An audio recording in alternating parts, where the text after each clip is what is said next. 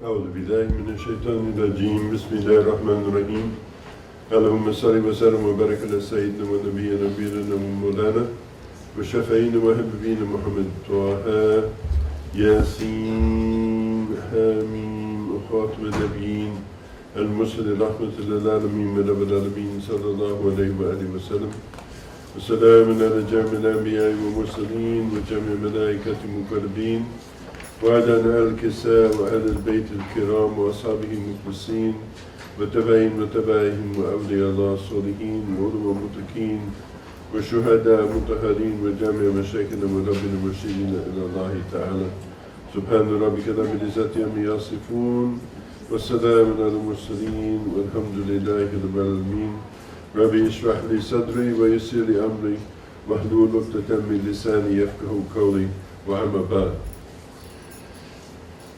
I did not think that I was going to have this opportunity because we were not going to have a class this morning, so I'm very happy to be able to continue with what we were speaking about yesterday. I don't see Ibrahim here. Yes, it's babysitting. Okay. Anyway, he will see it somehow. So, and then Habib brought up the question of the hadith that's attributed to Jabir, which is that Allah created, the first thing Allah created was the light of your Prophet from his light, and that light remained in the midst of his power for as long as he wished, and there was not at any time, and so forth. The question that this was a questionable hadith and so on and so forth, which many people do question it, but they question it only along the lines of, how it was transmitted.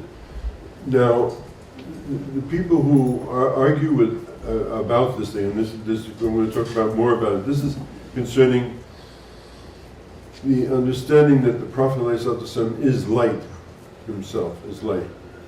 And so people say, no, this is a metaphor. When we say that he's Nur, it means that he's guidance, he's Huda, he's, it's a metaphor for it, he's not actually light. But then there are numerous sahih or correct hadith, a number of them from Aisha. One from Aisha she says, it was at the time of Sahri, like when we take suhoor in the morning. And that's the dark just before the dawn prayers.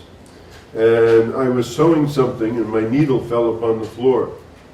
And just then the Prophet ﷺ entered into the room, and due to the stream of light that was flowing from his blessed face, I found the needle.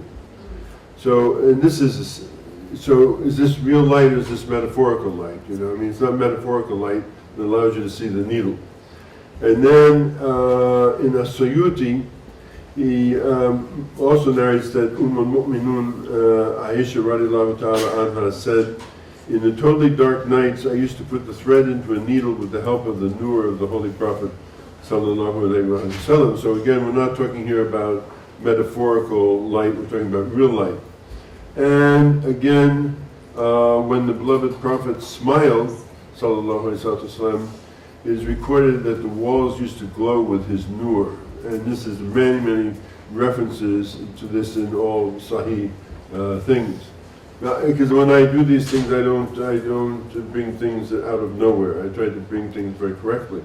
And again, in Sahih Bukhari, which is of course perhaps one of the most authentic books, Volume 1, Book 8, number 454, narrated by Anas bin Malik, radiallahu ta'ala anhu, he said that once in a dark night, two of the companions of the Prophet sallallahu alaihi wasallam departed after meeting with the Prophet, and they were led by two lights like lamps lighting the road in front of them, and when they parted, each of them was accompanied by one of those lights till they reached their house. So guidance, yeah, well, it was guidance. They got home, of course, but they got home because the reality was that he gave them this light, and this light took them home. So, this is the thing now. What is this all about? Well, there are people, what they wanted to do is to deny the reality, this reality concerning the Prophet ﷺ, because if they can deny that reality concerning him, they can deny that reality concerning everybody. So that this is what I was talking about before. This is the dumbing down of the whole situation. So this guy, he's this guy and he's a messenger and he gets this message and he brings this message and, and this message is a message to the people and so on. But the whole thing, the whole level of the whole thing drops down. It allows the whole level of the thing to drop down, where he's an illiterate delivery boy from Mecca who is an orphan, who gets a message and so on and so forth like that. So we don't really have to take him too seriously, really, because that's, there's nothing more to it or less to it than that. So you can see where all of that particular thinking leads to. And he said, of himself, I am the guide of all the beings of the heavens and the earth, and the metaphor of my guidance is that I made Muhammad sallallahu alaihi wasallam from my light, from which people get guidance like the niche which contains the lamp, which you're familiar with from Surah An-Nur. Allahu nuru samawati wallahi mathlu nurihi kamishkatin fiha misbah. In this niche is the heart of Muhammad, and the light is the light of knowledge in his heart. So we're talking here about, not a metaphor, but a reality. And it's light. And this light is also rahmah at the same time, because وَمَا أَرْسَلْنَكَ لِرَحْمَةٍ لِلْعَالَمِينَ. So light, mercy, guidance, pen, tablet, knowledge, all of these are the things that are bestowed by Allah on the Prophet ﷺ. These are who he is. These are who he is. And in truth, the reason why the people of the outer, the Dahri people cannot see this, is they remain deaf and dumb and blind. Allah says, Sum and Bum, Umyan, wa Bukman, deaf, dumb and blind. They will not see. They can't see this. They can't see this. These are the people of Dajjal. The people of Dajjal has one eye. That means he only sees, what we mean by that, he only sees with the outer eye. It means he can't see with the inner eye. All the world appears only in terms of his own limited perception of it, and only in terms of materialism. Dajjal is the arch materialist, if you like. So he can never see spiritual reality. He cannot admit that there is a spiritual reality. He can say, yes, this guidance is a message that came, this message does this, it teaches good and bad and all that. He can see that because that's under the outer eye, you can see that. But the inner reality of that thing is lost upon him. They both, you can't hear it, can't see it, and he can't know it, deaf, dumb, and blind. So, and as Shaykh Muhammad says in the Music of the Soul, when he quotes Sidna Ali, alayhi salam, he says, do not think you are a small star when you contain the whole universe within you. And always in Shaykh Muhammad's teaching, he's always talking about it. This saying that he uses is derived from a saying of Sidna Ali alayhi salam to that point. That's where it comes from. So in Surah Kaf, Allah says, now just because most of you don't understand it, so I'll just do it in English. And contain yourself in patience alongside all who in the morning and in the night invoke their Rabb, their sustainer, seeking his countenance, his wajh, his face, his presence, and let not your eyes pass beyond them in quest of the beauties of the life of this world, and pay no heed to the person whose heart we have rendered heedless of all remembrance of us. That's in Surah Kaf. So he says, these one-eyed people, don't hang out with them, because they're not going to get you anywhere. In other words, the materialist people, they simply don't know. And all they know is materialism. That's what they know, Oh yeah, okay, that's real. I can feel it, I can touch it, I can put my finger on it, okay, it must be real. That's all they know. And they're only looking with that one eye. That's the only eye. That these are the people referred to as Dajjal. This is the Dajjal. The Dajjal is one person, yes, in the sense of one person, but what it really means people who can only see in that way. They can only see the outer form of things, and they judge everything by that. That becomes the beginning and the end of their understanding and their knowledge, is what they can see, what they can taste, what they can smell, what they can feel, and so on and so on and so forth like that. So obviously the Prophet ﷺ can't be light. He could be light by their one-eyed seeing in the form of a metaphor, like as I say, in terms of guidance or stuff like that, but that's all he is. So again, this is the reduction of the situation. So if you spend time with people like that, as the Prophet said, you are the guy, you are who you hang out with. You know, I'm paraphrasing. He didn't talk like that, but he said, you are who your friends are. In other words, if you spend a lot of time with people whose minds and everything are in that, going along that line, you will wind up like them. So seek, like company of this kind of company, or a company of people who are seekers, or go someplace else, go to a desert island even, because don't you pollute yourself otherwise. But there, alhamdulillah, you can always find almost everywhere in the world, I've traveled many places in the world, people who are seeking truth, people who are seeking knowledge, people who have, some view of the inner reality of life. And these are the people to spend time. This is called, it's off of my mind right now, but anyway, this is the kind of people that you want to spend your time with.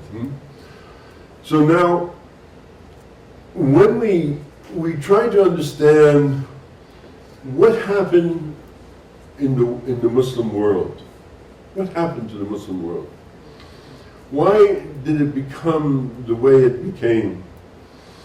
So, if you remember when I was talking about what was happening during the time that Abu Bakr radiallahu ta'ala an, and Umar radiallahu ta'ala an, and Uthman radiallahu ta'ala an were caring essentially for the growth of the community, what was Ali alayhi salam doing, or Karamallahu Wajh doing in that time? So people say, why do you say alayhi salam when you say Ali? Because he's not a prophet. Well, of course he's not a prophet, but when we say Allahumma salli ala Sayyidina Muhammad wa ala Ali Sayyidina Muhammad, we say Allahumma salli ala Sayyidina Muhammad wa ala Ali Sayyidina Muhammad, kama sallayta ala Sayyidina Ibrahim wa ala Ali Sayyidina Ibrahim, wa barik ala Sayyidina Muhammad wa ala Ali Sayyidina Muhammad. So we say that every day in our prayers, so there's no problem really saying. So we say alayhi salam concerning this person, because the Prophet said of himself, he said, I'm Medina al-ilm, I am the city of knowledge. Wa Ali babuha, Ali is the gate to that. Now, all of us here in this particular meeting are shadhiliyya Sufi people. And that means we have a line of, how do we get that? Well, there's a line of transmission. And this line of transmission goes back, through different streams and so on and so forth. But eventually it winds up with Ali, and eventually alayhi salam to the Prophet sallallahu alaihi wasallam. So our teaching, our teachers, like myself, I'm a certain number in a long line of people who are directly connected to the Prophet ﷺ through Ali, through this line of transmission. Shaykh Muhammad is another person who is connected in that thing. All of these people have, just like if you want to have a heart operation, you could go to a plumber. He takes care of valves and things like that. And, why not have your operation with a plumber? I mean, probably be cheaper, if nothing else, Not anymore. Not anymore. There's a hard thing that says it's actually probably more expensive to go to the plumber. But you go to somebody and he has a certificate on the wall, and it says he's passed his boards, and it's been attested to, and so on and so on and so forth like that. That's kind of like a proof of that you're going to get somebody who actually knows what they're doing, right? I mean, this is how it works. So this is the way how all of this works, is that this one person goes like this. Now many people put their hands in the hands of the Shaykh. But the Shaykh at a certain point says, he looks at all of his students, and he says, okay, I'm going to train you to teach. I'm going to train you to teach.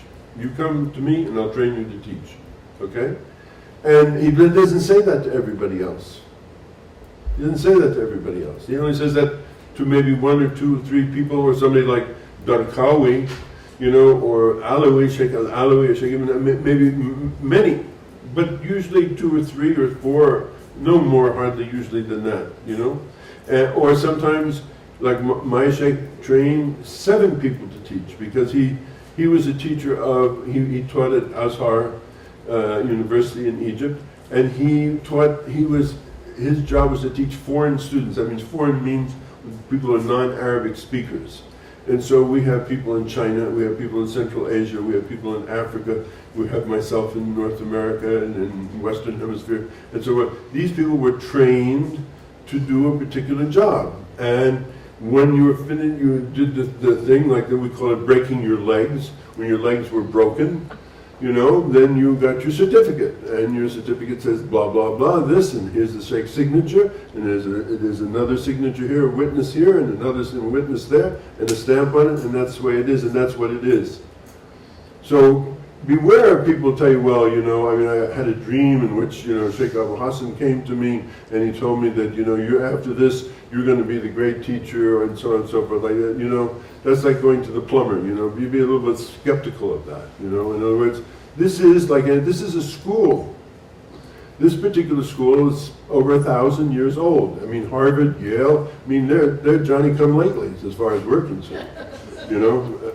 Really, Sorbonne, you know, I mean, this is all very recent stuff. Tübingen, you know, whatever. There's a school, but we're a school, and we've been teaching this stuff for 1,000 years or more, actually more, almost 2,000 in a certain way, but we've been teaching this with accreditation and everything else for this time, and the proof of it is that every generation has produced people. You go back, you see Sidi, okay? Then you go back and you see Sidi Tilmansani. Then you go back and you see Darqawi. And then you go back and you see Hashim. And you go back and you go back and you see generation after generation production of people, and those are the shining lights, but it also means that the generality of the people who came got something more than the one-eyed view of the world. As all of you have something more than you see the world differently than you know people who only see stuff. That's all they can see is stuff. Right or wrong? Right. So that's what the system is. That's how the system actually works. It's a system of transmission where it goes on from generation to generation, from generation, to teach the people so that they will be two-eyed people. They see inward and outward. They see the outward and the inward, right? So they're balanced people, because he says this is a community that is wasatan, people of the middle. People who are neither in the extreme of this or the extreme of that, but are balanced. They can see this way and they can see that way at the same time, okay? So, but what happened? You know, like what happened? What we see? What do we see today? We see a madman shooting his people in the street in the month of Ramadan. These are not crusader forces. These are not Zionist forces. These are Muslims killing Muslims in the month of Ramadan. What is going on? We see masjids where tanks come in from a Muslim country that has a big sword on its flag and says La ilaha illallah Muhammad Rasulullah written on that flag, and they crush masajids. They crush mosques. I've seen pictures of Qurans that tanks have rolled over. Not tanks from the Crusader age, not NATO tanks, not Zionist tanks, Muslim tanks, quote unquote. Or people who are driving them who all said La ilaha illallah Muhammad Rasulullah. That's what happens when you have a bunch of one-eyed people. You see? Okay. So how does that happen? This is what's happening. You can see it, turn on the TV, you can see it every day. You can see it in Bahrain, you can see it in Syria, you can see it in Libya, you can see it in Egypt, you can see it in Yemen, you can see it in Afghanistan, you know, you can see it in Pakistan, you can see it all over the world. Why is this thing? So you say to yourself, well, gee, if this is what this guy has been telling us is a religion of peace, and this prophet is the prophet of mercy, and I don't really get it. Because it doesn't appear that that's what's happening. In all truth. We'd like to, bend as far as we can bend, but, there's a limit to how far we can bend. We say, hey, you're saying one thing and it's another thing, and this is not what's true. That's obviously what's not true. It's obviously, you go look in Syria and you see it, that's not true. People are being shot in the masjid. People are going into hospitals and killing opposition members of that who are also Muslim. They're killing them, killing doctors in the hospitals for treating people. This is what we see. So we say, how did this happen? Where does it go wrong? Well, that's nothing to be really, freaked out about at a certain level, because we see, Europe for centuries upon centuries, there's supposedly a Christian continent, following the teachings of Jesus, in Italy and in Spain and in Germany and in France and in England and in Russia. These are all, quote unquote, what? Christian nations, aren't they, right? Are they following the teachings of Jesus? I don't think so. I don't think so. Are the Zionists, the European Jews who went to the land of Palestine following the teachings of the Torah? I don't think so. I really don't think so. I don't see how that could be so. When you read what is written, what Musa wrote, when he wrote about the strangers and how to treat with them, how all the things. So this is these discrepancies, but I can't deal with the discrepancies of the Christians and the Jews. That's their problem. But I can deal, and I can explain to you the discrepancies that exist in the Muslim world. Because it's necessary, since you're part of this school, you all came here for one reason or another, and you made a promise. And you said, I'm going to walk this path, shadhiliyya, and all of these things. And you're, as I said last year, as I reminded you, you made a promise. You're part of this thing. You can't say, well, I'm going to opt out. When you promise, you don't opt out. There is no opting out of promises. There isn't. A promise is a promise, or else you're a hypocrite. Right? So then you have to satisfy for yourself, you have to know for yourself, why is it this way? So that you can at least, if to no one else, explain it to yourself, explain it to your children, and understand it like that. And then when other people come up and say, well, you blah, blah, blah, like this, and then Muslims and you can say, well, let me tell you why. Let me tell you why. Let me explain to you why this, is what they say, like, again, this is a Judeo-Christian nation. This is not a Judeo-Christian nation. What are they talking about? This is a Greco-Roman nation. Go to Washington and go and see for yourself. You see one building there that looks like Judeo-Christian? I don't see one that looks Judeo-Christian. They all look like Greece and Rome, don't they? Capitol building, the Supreme Court building, the etc. You go and you look at it. That's what it looks like to me. It looks like Greeks and Rome. That's what's going on here, actually.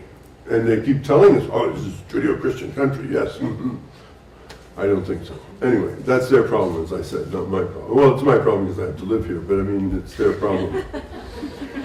The problem with their definition. But my problem is, as a Muslim, how do I explain to myself tanks rolling over Qurans? How do I explain to myself Muslims shooting other Muslims in the street? How do I explain to myself Muslims coming into masjids and blowing up people in the middle of a masjid, of all places, on the Friday prayer, because they simply disagree with what the guy's saying? What's that about? And if you want to avoid this, you want to say, well, I want to avoid. I don't want to deal with that. This is the one-eyed people. They don't want to hear about that. They don't want to talk about that. They want to avoid it. So where does this problem arise from? Well, black mind. I don't like that idea of black. Dark mind, light mind, maybe like that, or evil mind, good mind. I don't know like that. Because black actually. Well, anyway, I'm not going to argue with City here, so that's another thing. He and I have talked about this. I think it's a use of terms. I think it could be put in a different way that would be more useful. in terms of understanding it, rather than black and white.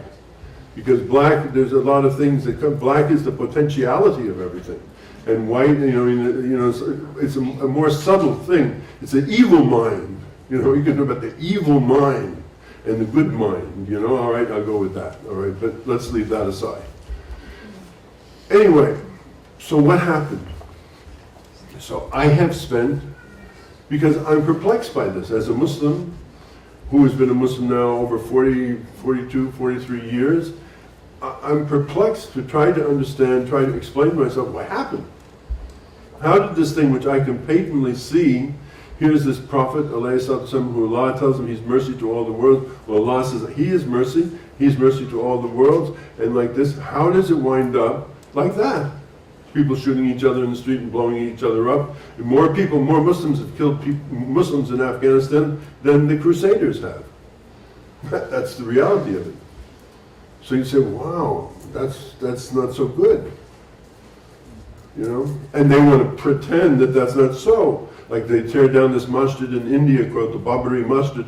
Everybody, like this, and thousands of people are killed in Gujarat in India because supposedly, these Hindus have, and not supposedly, they did. These Hindus tore down this masjid because they said this is where Lord Ram was born, that was their excuse.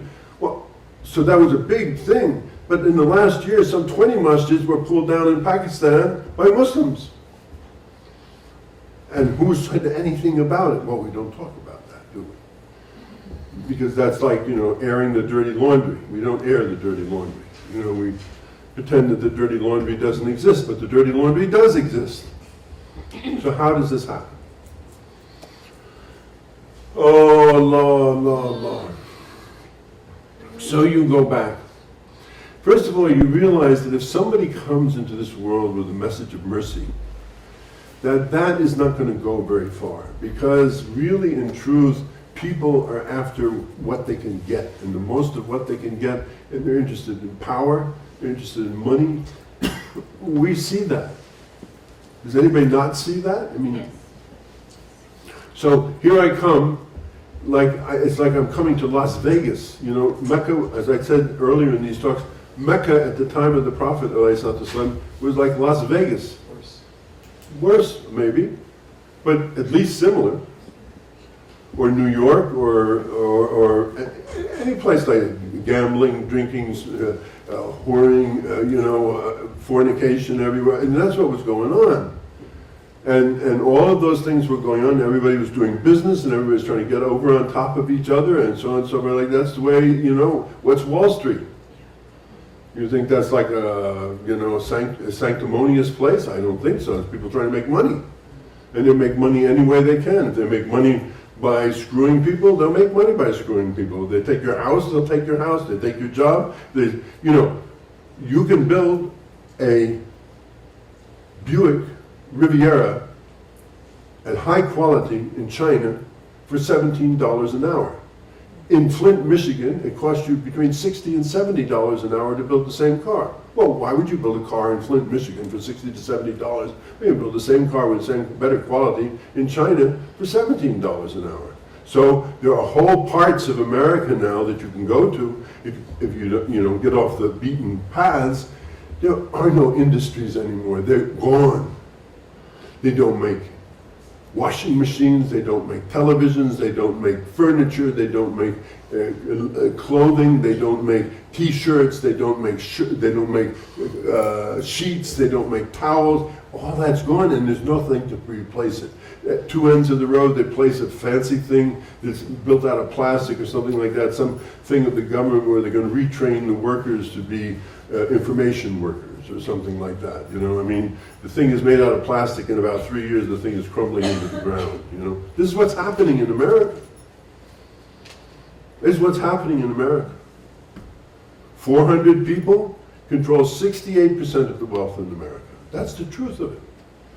The rich are getting richer and the poor are getting poorer. That's the truth of it. If you're in the middle class, where is the middle class anymore? Hardly there. They figured that the average worker from 1960 to the year 2010 is making $1 more a week in real terms than they made in 1960. $1 more a week. Oh, the burgeoning middle class, things are getting better, trickle down, Ronald Reagan told us, all of these things, yes, oh sure. Not so.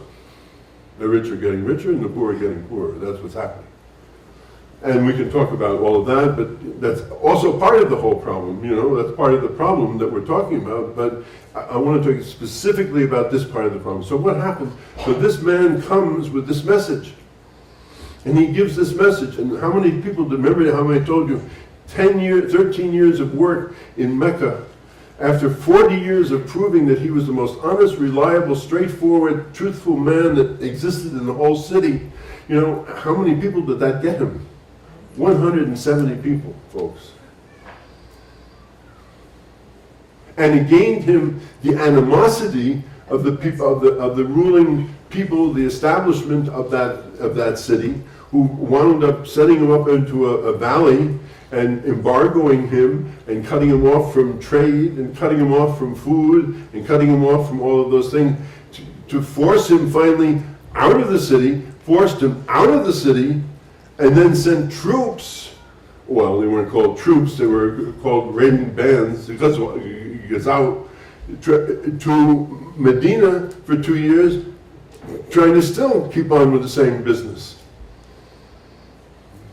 To by any means, and they offered him everything. They offered him, he could be the king. They offered him women. They offered him money. They offered all those things which normally people go for. He says, you can put the sun in one hand and the moon in the other hand. I'm not going for it, folks, because that's not where he was a faithful man and faithful to this message of spiritual reality and mercy and peace and love and justice. That's what he was teaching about. And the proof of it was that for those 13 years and the 2 years after that, 15 years of that time, he never raised his hand to anybody. Never.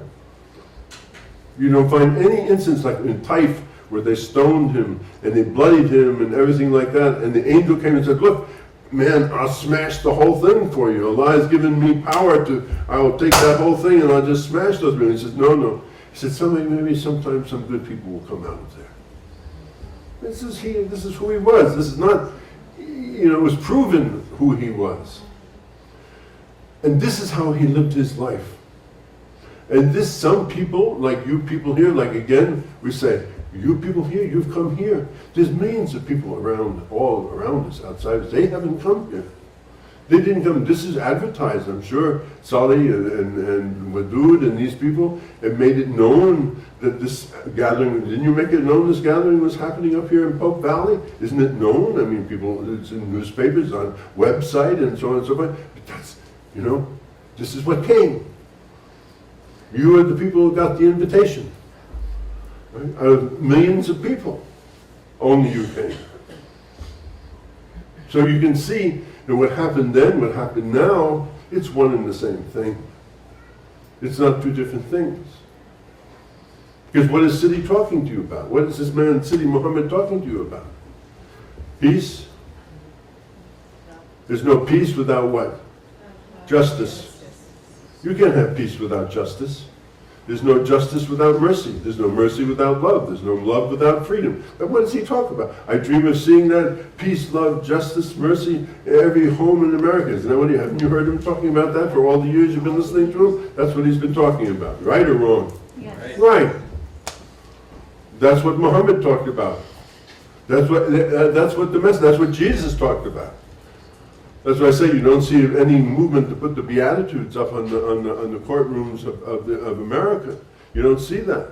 Jesus' teachings about the Beatitudes. Blessed are the poor. Oh, the poor, blessed? No way. Blessed are the poor. Blessed are the rich. And that's what it comes down to. So here's this man, and he's teaching, and he has followers, and then these people come to him and they say, look, these people are making your life miserable, come to our town, but they have another interest in bringing him to their town because they have arguments inside of their town. Like every towns have arguments inside of them. They have arguments inside of the town. They know this man is absolutely just faithful, and fair. So they said, you come to our town and be the judge of everybody. This is what they offered to Muhammad because we can't get it together. We're always arguing with each other, always fighting with each other. There's this other group out on the edges of the thing, they're making trouble. You know, like, we need somebody to do that, who will do that, and we'll give you our allegiance if you will come and do that for us. Makes sense. He's out of the position he's in. This is the city of his mother, Yathrib, later to become Medina the Munawwar. You come here and you will become the chief. We'll make you the chief judge of the town, and we all make a solemn promise, like we know this word promise. We'll make a solemn promise that you will be our judge. And whenever there's a problem, you can decide what's right and what's wrong. That's a good deal. So he goes there. At the same time, he's receiving these messages all the time like this, and now the message has expanded because, again, that's why I talked to you about time. This is not a message that came, Allah could have sent it in 1 second, but this is a message that came over a long period of time, and it dealt with the situation as it evolved on the ground. Things evolved on the ground, and Allah sent messages. Okay, now in this situation, do this. At one point, people could drink. At another point, people couldn't drink. You know, he didn't all of a sudden do that. It took time to make that. At one point, you could do this. Another time, you couldn't do that, and so on and so forth. Time. That's why I stress this idea of time. This thing took place in time. Things were educated over time. So he's living there, and he makes a place, and he lives in the place, in the masjid. His home is in the masjid. The home of his wives is in the masjid. They all live in this place together, and people come there, and he uses this place for teaching. He uses this place for praying. He uses this place for eating. He uses this place for sleeping. It's his home. That's the first masjid, the home of the Prophet ﷺ. And it's all of those things. And he's teaching this message. He's constantly teaching this message of mercy, by demonstrating it over and over again as a merciful person, because his own actions were always merciful. Now, who of all the people had the most proximity to this teaching? His family.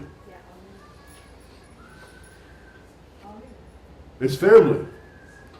Not only Ali, his wife Khadija radiallahu ta'ala anha, who later died, his daughter, especially Fatima, and then her husband Ali, who was his cousin, and their children Hassan and Hussein and Zainab.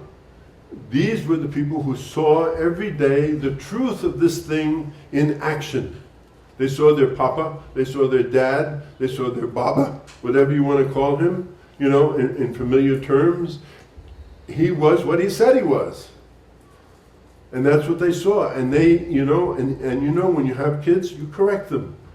You know, you see them doing the wrong thing, you say, no, don't do it this way, do it that way. Okay, now watch like this, don't stick to that. You sit in front of people, cover your legs, like, okay, do this, do that. And you teach people like that. And when you have kids and you have them all the time like that, and the grandpa is in the house, and the mom and the dad are in the house, and they're in this house, and they're praying all the time, they're focusing on this spiritual reality all the time. These are the people who are benefiting the greatest. And who else? His friend, who was his best friend, Abu Bakr.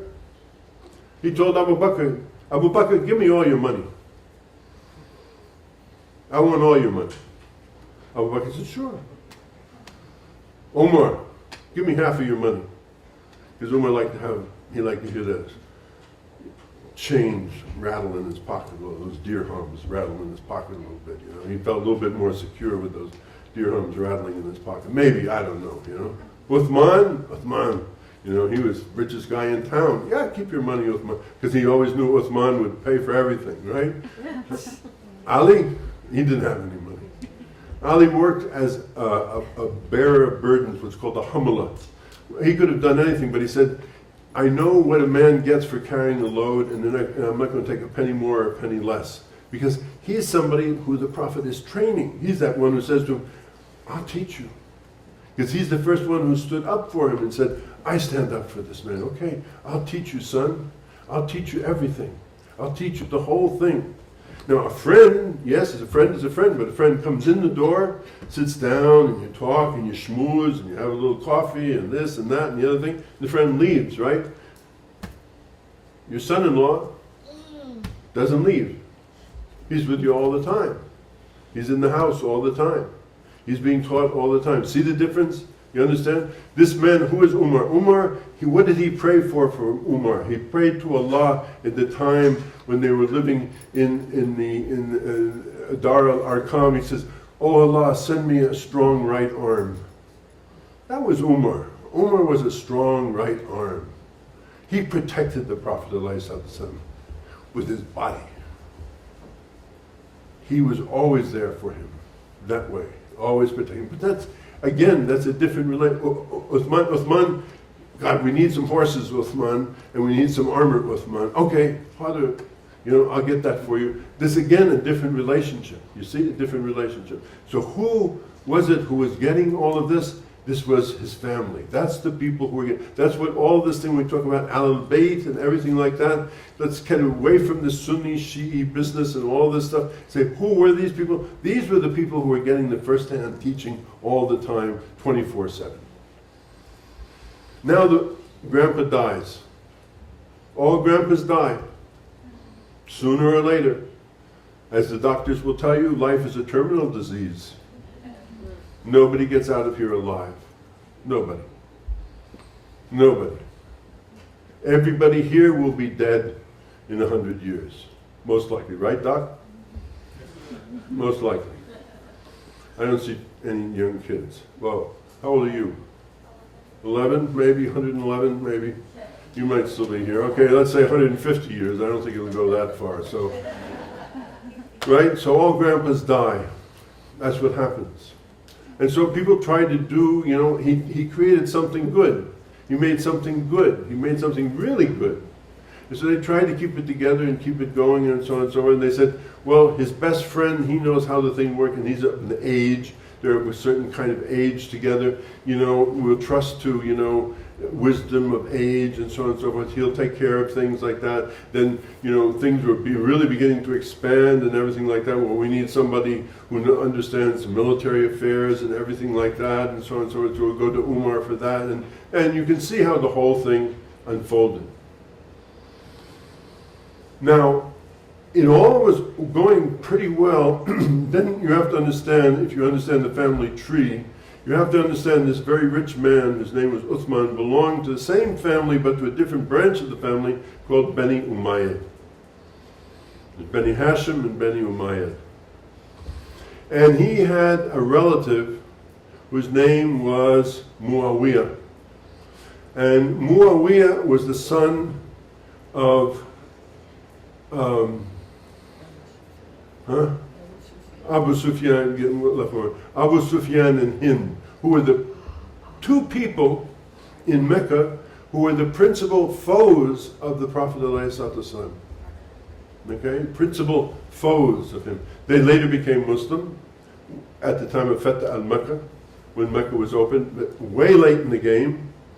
And their son was a guy by the name of Muawiya, who was a genius. He was a genius for political organization.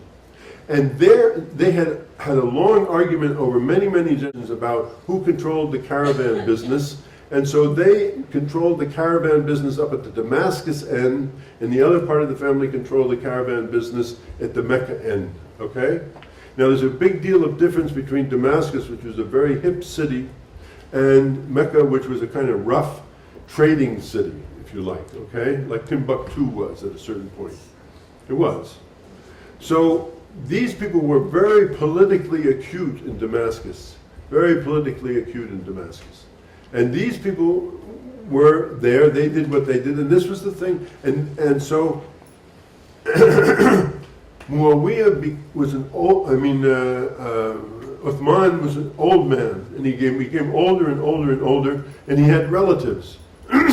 And he had these seals, for business and so on and so forth like that, and his relatives got a hold of his seals and so on and so forth. They were actually the power behind the power, because what was he doing? He was writing, alhamdulillah, the biggest Quran you've ever seen in the world. The Uthmanic codex, which still exists, alhamdulillah. And the pages are this big. This is where, towards the end of his life, he wasn't interested in politics. He wasn't interested in money. He wasn't interested in this. And like most people who get old in their life, he became deeply involved in the Quran. That was his thing. And from that, all of the Qurans went out from that. All the Qurans that we have went out. 5 of them went out from Sidna Uthman, radiallahu ta'ala anhu. This is what he did. But at the same time, he had cousins and nephews and things, and they saw the main chance to make money, to do hanky-panky or whatever you want to call it, to do their things. I'm trying to simplify this for you so that you understand what happened, okay? So finally, they got out of bounds. They went out of bounds and they made things very bad in Egypt. And the end of the thing was the people rose up in revolt. They went back, they complained to Uthman, and Uthman said, no, I'll take care of it. He didn't take care of it, and they came back and they killed Uthman. Yes, they killed him. Yeah, they did. They most certainly did kill him. They killed Umar too. Anyway, they killed him. Now, this one guy who's up in the mess said, you killed my uncle or my relative, right? And I'm not going to rest until I find out who killed Uthman. But now Uthman is gone, so we need to put somebody to take care of business. And who should we put in power? Well, let's put Ali in power, because now we've had Abu Bakr, we've had Umar, we've had Uthman. Let's put Ali, because Ali knows everything about what's going on. We'll put him in power. Okay? Now they say to Ali, okay, you got to catch Uthman's murderer. He knows that to try and do this is going to create all kinds of problems, because everything is all like twined and twisted and everything. The proof of it is he lasted 2.5 or 3 years as the ruler. That's all he lasted.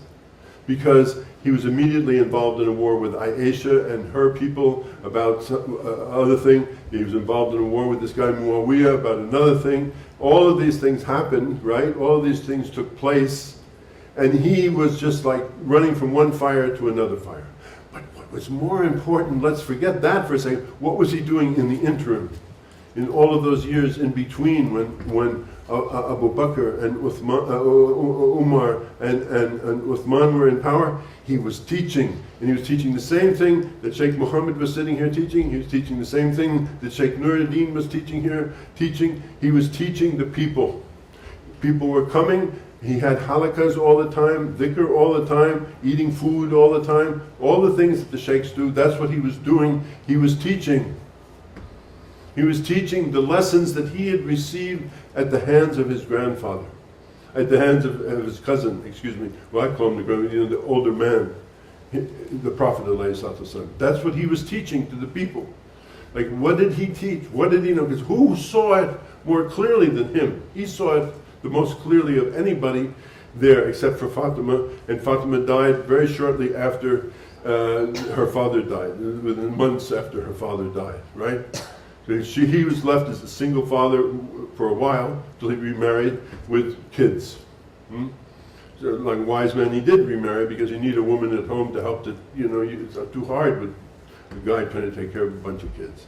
So, I'm simplifying this for you, but I mean, I want you to really understand what happened and like how do we get the people shooting the people in the streets of Syria.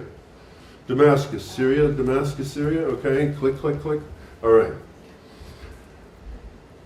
So now, his teaching was the same teaching: peace, justice, mercy, love, freedom. This is the message: mercy, rahmah. That's what the Prophet taught. That's what I teach, right? That's what Shaykh Muhammad teaches. Why does he teach that? Because that's the lesson. That's the lesson of Muhammad ﷺ. He is the latest around in this part of the woods who's teaching that lesson. Right? Because Ali spent those years and many people came and he trained people. He saw a guy like this, said, okay, I want to train you, I want to train you, I want to train you, I want to train you, I want to train you. And he sent these people out, and these were the first Sufi sheikhs.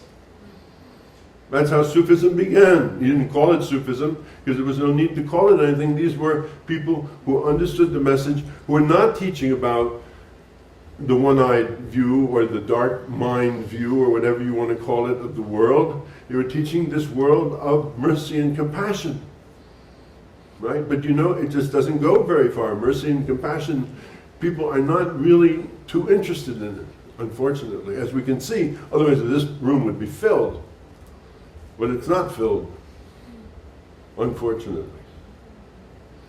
So then he wound up in a battle with this relative of Uthman, Muawiya, who was the son of the people who were the first opponents to the Prophet ﷺ. And this guy, as I said, he was a genius. How was he a genius? He was a political genius. You know, some people like Lyndon Johnson in America, you know, they know where every corpse is buried, they know how everything works, they know who you got to call in the debts from who's going to, you know, what greases what wheel, and how it all works so that everything works and the whole thing works. Or Richard Nixon, you know, was another guy like that. Or like Ronald Reagan was another guy like that. Even Bill Clinton was a guy like that.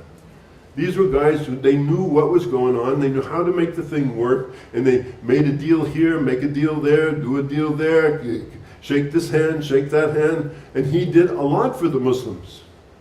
But he made a fatal mistake. A really fatal, I mean, he convinced, after Ali was dead, alayhi salam was dead, killed by an assassin in the masjid going to prayer in Ramadan in the morning, he made a deal with, he had two sons, remember, Hassan and Hussein, made a deal with Hassan. He said, look, you cool it, you know, stay in Medina, basically under kind of a house arrest, but you know, like, I'm not going to bother you. I got bigger fish to fry, guy.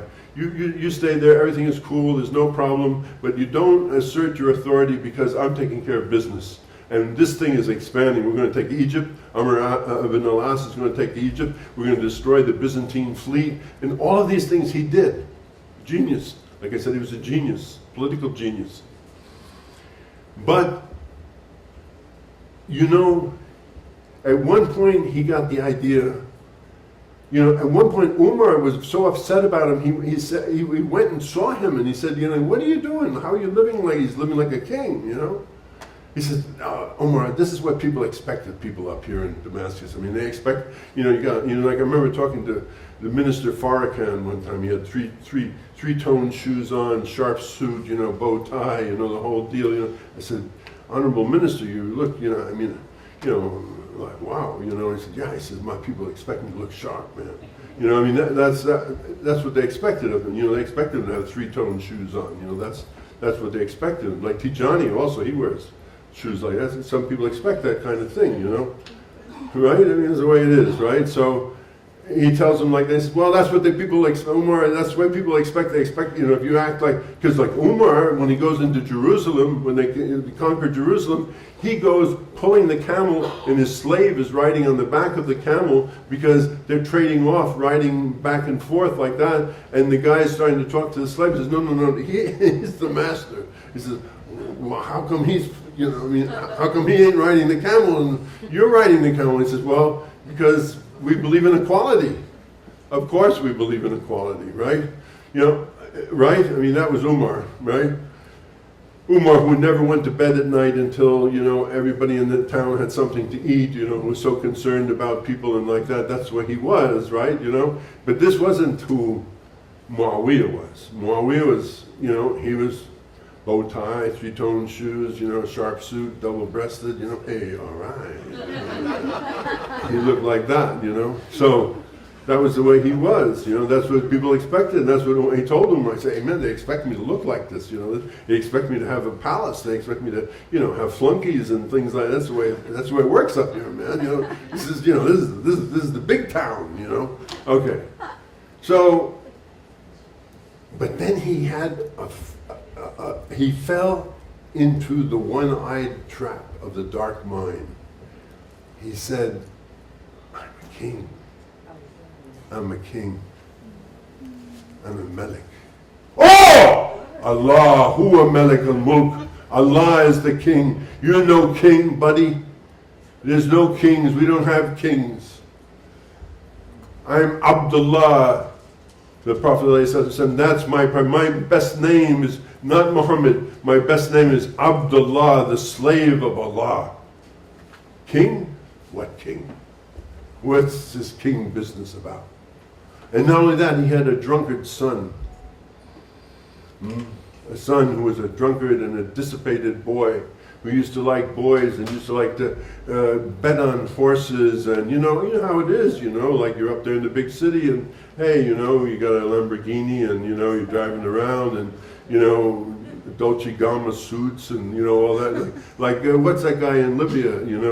Saif Islam, the son of Gaddafi. A kid like that. You look at him, crooked to the bone. Crooked to the bone. Right? Like I said, not only that, he's going to succeed me. He's going to succeed me because, of course, I want to live forever, but I know I got to die. So if I can't live, my son can live. Like Mubarak and his son, Gamal, and people like that, all over the world. Isn't it the same thing? Daddy's dying. Okay, son, Baba's on his way out, but you're going to take over, right? That's what happened. So he said, okay. And he had already told Hassan, he said, look, if I die, and if you die before me, I'll name. I'll make Hussein to be the Khalifa. But no, all bets are off because my son is going to be the man, and he is, and he does that, and he says, and that boy who is like that has the nerve. He comes to Hussein, who grew up in that household, and he says, "You give allegiance, and I am the Emir of the Mu'mins. I am the Prince of Believers." A'udhu billahi minash shaitanir rajim. No way that he's ever going to do that. He's going to put his hand in the hand of that filth. You imagine some sleazeball sitting up here on the couch. He says, "Okay, come and make a promise with me." I don't know what promise with you, buddy. I don't know. I don't care who sat on this couch before, but I'm not going to put my hand in your hand. That's for sure, right? Right or wrong? Right. Doesn't matter that he's sitting on the couch. It matters who he is who's sitting on the couch. Who's the guy who's sitting on the couch? Huh? So that's the thing. And that is exactly where the whole thing went off the rails. Because they killed him. Sent out 4,000, 7,000 troops against 72 people. He didn't have a ghost of a chance. The people who said they were with him, they, didn't do it. And they got him and they killed him. But some people survived. Alhamdulillah. And more than that, some people survived, the people that had been taught survived. And so that there was still this thing, there was this people who remembered.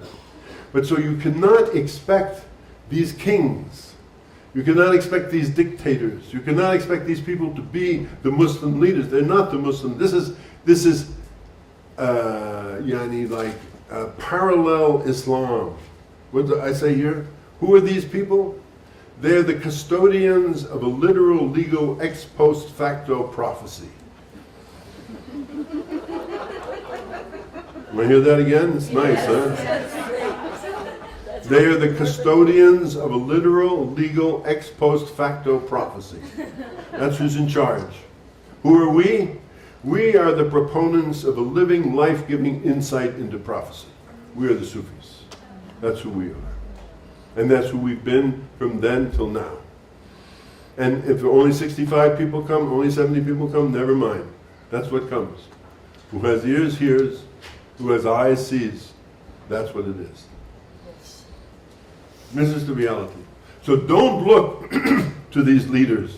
Don't imagine that what you see when you see these tanks with big flags with a sword and La ilaha illallah Muhammad Rasulullah on it, or the flag of the what do they call it? They dare to call it the Islamic Republic of Iran with Allahu Akbar, Allahu Akbar, Allahu Akbar written all over it. Don't imagine that these people are the leaders of the Muslim world. They are not the leaders of the Muslim world. Neither from Senegal to Indonesia are they the leaders of the Muslim world. Neither in Pakistan, nor in Afghanistan, nor in Iraq, nor in Yemen, nor in Egypt, nor in Sudan, nor in any of these places. They're corrupt despots. Backwards and forwards, top to bottom. And they spawn all through their governments more corruption and more corrupt people. You want to do a deal? Grease the palm.